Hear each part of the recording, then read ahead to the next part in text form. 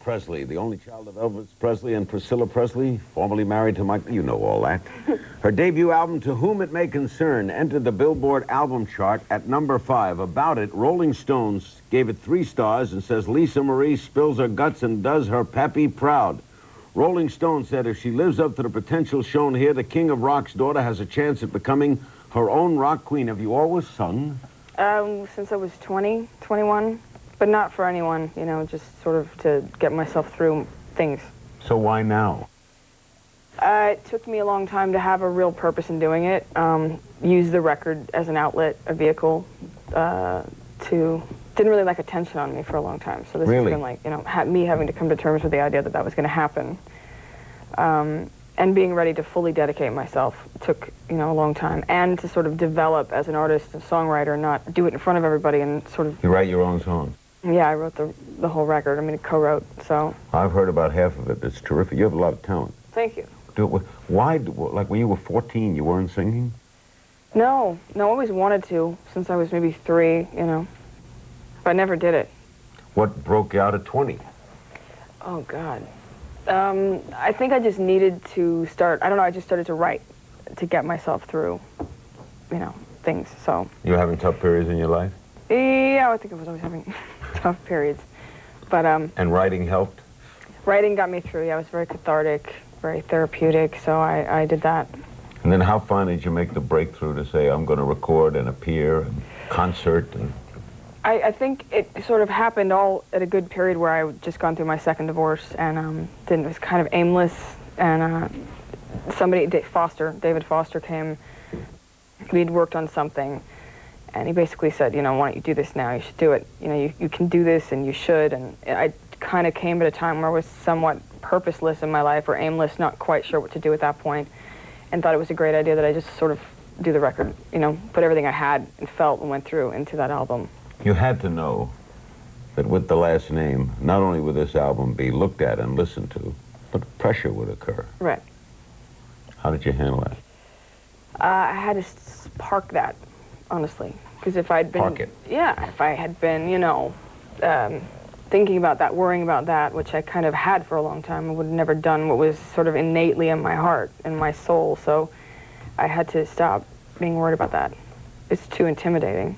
Otherwise. But you've come to expect it, right?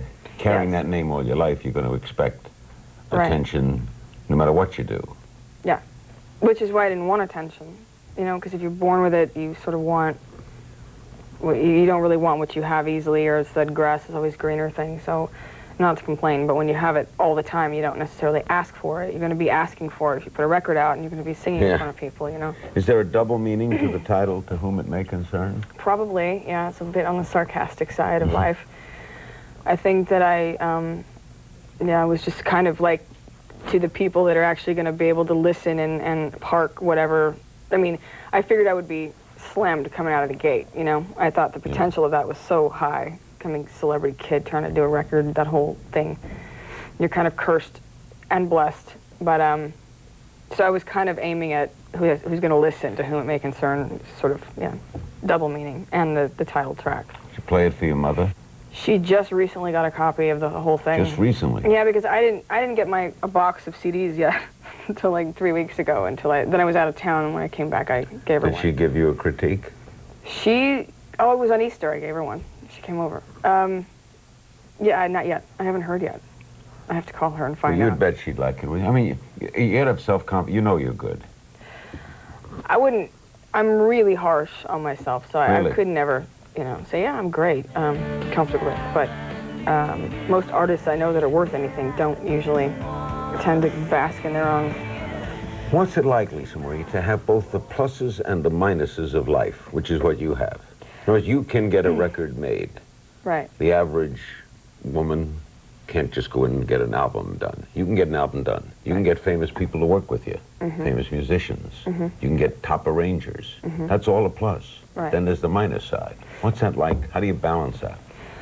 I tried to not, like on this record, I know I could have gotten with anyone and done anything, but I wanted it all to be on me, and not like I was relying on anyone's coattail to ride or have me connected with someone that they could go, if she didn't have anything, she needed that person to do this.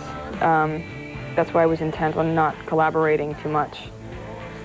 You wanted it on your own. Yeah, I wanted to do everything. I co-wrote one song with Billy Corgan, but that was pretty much it. And I was hands-on the whole thing, so it wasn't like, you know, I sat with people and they came up with ideas for me.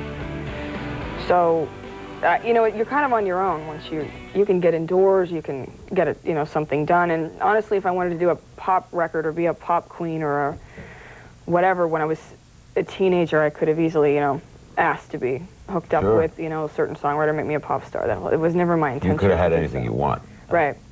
I mean, yeah, I could have, but that doesn't mean you can pull it off, you know? You do it, you have talent, and then it's kind of up to you. You can get in the door, but then it's all, you know. And when you go down, the curse part, when you're going to go down, if you're going to go down, you're going to go down hard and fast, and it's not going to be pretty.